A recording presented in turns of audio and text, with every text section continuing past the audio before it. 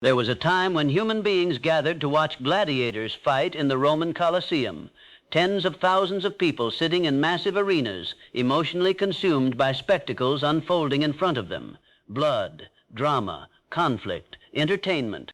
And for a few hours, the crowd forgot their own lives while becoming hypnotized by someone else's. The Romans understood something terrifying about human nature. People will gladly become spectators if the spectacle is powerful enough. Now look carefully at modern life. The Colosseum never disappeared. It became digital.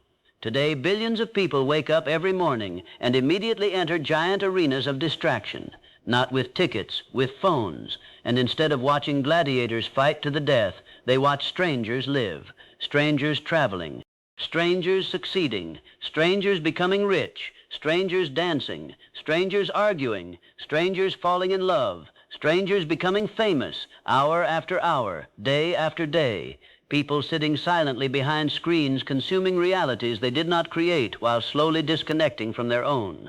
And maybe that is the strangest tragedy of modern existence. Many people are no longer participants in life. They became observers, spectators, emotionally invested in everything except their own reality.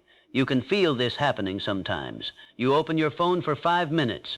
Then suddenly an hour disappears. 2 hours, 3. Your body remains still while your attention traveled through hundreds of other lives. And when you finally look up from the screen, reality feels strangely empty afterward. Quiet, flat, emotionally distant. Because your nervous system was just overloaded with stimulation that your real life cannot compete with.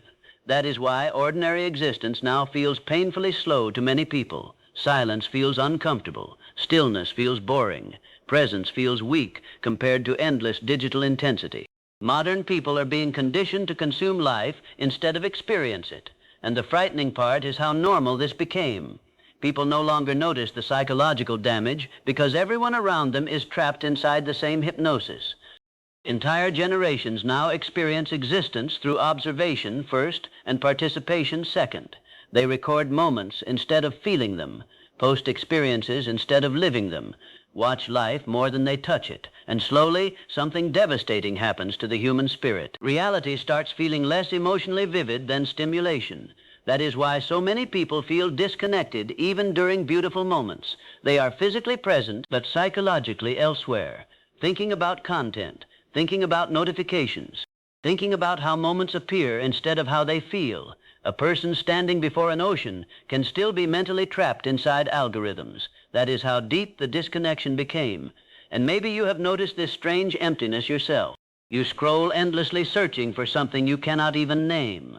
Another video, another post, another distraction. Not because you truly care about most of it, but because stopping feels uncomfortable.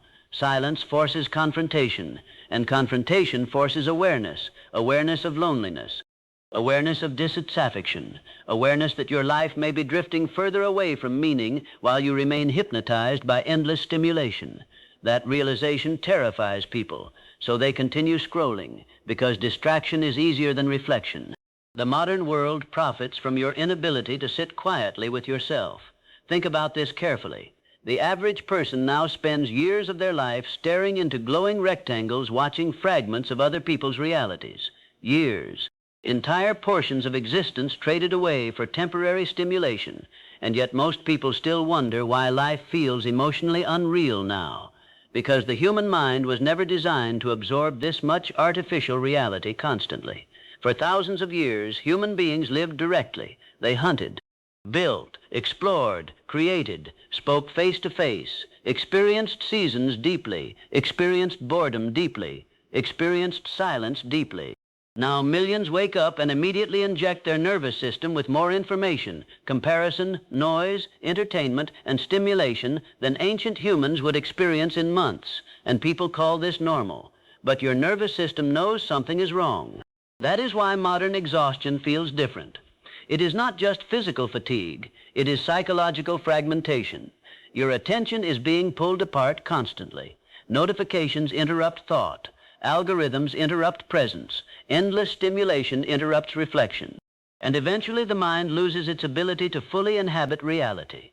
That is why so many people secretly feel detached from their own lives, detached from mornings, detached from conversations, detached from themselves. The philosopher Guy Debord once described modern society as the society of the spectacle, a world where people become passive consumers of images rather than active participants in existence. And decades later, his warning became terrifyingly real. People now experience emotions secondhand, adventure secondhand, love secondhand, success secondhand. They watch instead of build, consume instead of create, observe instead of become. And every hour spent passively consuming someone else's life quietly weakens connection to your own, because attention is life. Whatever repeatedly captures your attention eventually shapes your identity. That is why social media feels psychologically addictive. It hijacks ancient survival mechanisms inside the brain: novelty, validation, comparison, status. Your nervous system reacts to digital stimuli as if it matters deeply for survival. And algorithms exploit this ruthlessly. They do not care about your peace, only your attention. The longer you remain emotionally engaged, the more profitable you become. That is why modern platforms are designed to keep people scrolling infinitely. There is no natural stopping point, no completion, no silence, just endless consumption, like casinos without clocks. And slowly people become psychologically dependent on stimulation itself. The mind loses tolerance for ordinary life. Simple moments no longer feel sufficient. A walk feels empty without headphones. A meal feels incomplete without scrolling. Waiting becomes unbearable without distraction. Human beings are forgetting how to simply exist. And maybe that is why so many people feel emotionally hollow lately. Not because they are weak, because they are overstimulated and underconnected. Overstimulated by artificial intensity. Underconnected to real presence, because real life moves slower than digital life. Growth moves slower. Healing moves slower. Meaning moves slower. And modern minds conditioned by constant stimulation begin losing patience with reality itself. People now expect their lives to move with the speed of content, fast, instant, constantly exciting. But real fulfillment does not operate that way. A tree does not grow faster because you stare at it impatiently. A meaningful life also requires seasons, stillness, depth, time, and depth is disappearing from modern existence. Everything is becoming shorter, faster, shallower. Conversations, attention spans, relationships, thoughts, even emotions. People react quickly but feel shallowly because endless distraction prevents emotional depth from fully forming. And this creates a strange modern emptiness. A person can consume entertainment all day and still feel profoundly unsatisfied afterward, because stimulation and fulfillment are not the same thing. One excites the nervous system temporarily. The other nourishes the soul, and the soul is starving right now, starving for silence, for meaning, for presence, for reality untouched by algorithms.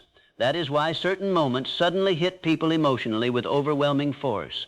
Watching rain late at night, hearing an old song alone, driving without distractions, looking at the sky during sunset. For one brief moment, the noise weakens, presence returns, and suddenly people remember what life is supposed to feel like: alive, real, human. But those moments are becoming rare because modern people are losing the ability to remain present long enough to experience them deeply. Instead of feeling moments, they document them. Instead of experiencing reality, they interrupt it constantly. Think about concerts now. Thousands of people holding phones in the air, recording experiences they are barely psychologically present for, capturing memories while simultaneously missing them. That is the paradox of modern life. People are archiving existence more than they are inhabiting it, and deep down, the human mind knows the difference. That is why so many people feel restless despite endless stimulation, because no amount of passive consumption can replace active living. Watching fitness videos is not movement. Watching travel content is not adventure. Watching successful people is not purpose. And yet millions spend years consuming inspiration while remaining physically motionless in their own lives, because observation creates the illusion of participation. It feels productive emotionally even when nothing changes materially. That illusion traps people for years. They confuse watching transformation with becoming transformed. But eventually, reality catches up. One day you look around and realize your life has become smaller, while your consumption became larger. You know more, saw more, watched more, but truly lived less. That realization hurts because somewhere inside you there is still a part refusing to fully surrender to passive existence, a part that wants more than distraction, more than algorithms, more than endless consumption, a part that wants life itself. And perhaps this is why loneliness feels so strange in the digital age. People are constantly connected, yet emotionally disconnected from reality, from nature, from each other, from themselves. Connection without presence creates emptiness, and presence cannot survive constant distraction. That is why ancient philosophers valued solitude so deeply, not because they hated people, because silence sharpens awareness. Marcus Aurelius wrote Reflections in stillness while ruling an empire. Monks withdrew from noise to understand themselves. Artists disappeared into solitude to create truth. Now modern people fear silence because silence exposes how fragmented their attention became. The moment stimulation disappears, anxiety rises, restlessness rises, emptiness rises, because distraction was never solving the deeper problem, only covering it temporarily. And maybe the deeper problem is this: modern life turned human beings into consumers before creators, observers before participants, spectators before builders. People now spend more energy reacting to life than consciously shaping it, and reaction is exhausting, especially when your nervous system never fully rests. That is why even relaxation feels tiring now, because scrolling is not rest.